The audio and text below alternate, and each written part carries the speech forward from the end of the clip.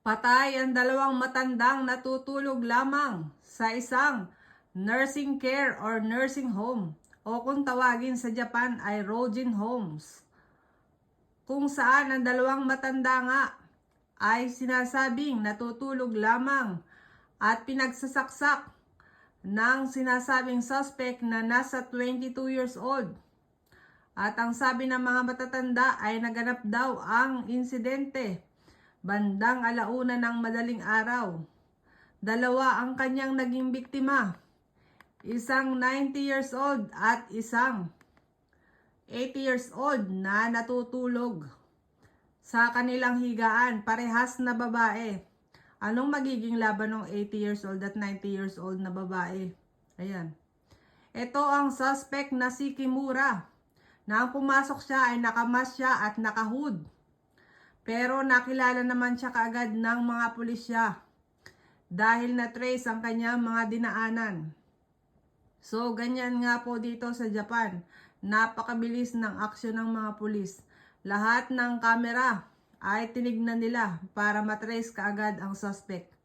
Kaninang umaga ay wala pa yung suspect, hindi pa nakikita. Pero ngayong gabi ay binalita na ayun nga, pinangalanan na nga na si Kimura ang suspect, 22 years old.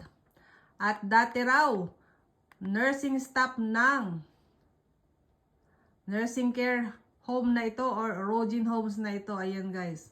So, nangyari ito dito sa may Saitama guys. Malapit sa Waka Station.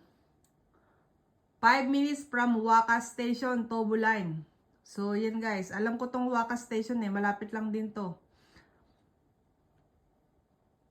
So, nakakatakot dito sa Japan.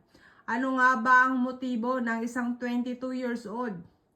Bakit niya pinaslang ang dalawang matanda na natutulog ng mahimbing, madaling araw na guys? Isipin nyo, 1:00 ng gabi o ng madaling araw niya ginawa ang krimen sa dalawang matanda.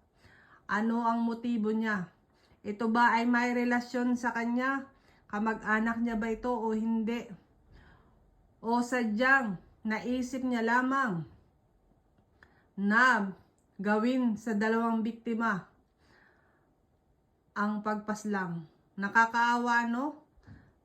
80 at 90 years old na, tas gaganunin pa. Ayan o. Ito yung kanilang pinag-i-stayan at ganyan yung pagsasadula. Natutulog ang dalawang matanda ng kanyang paslangin.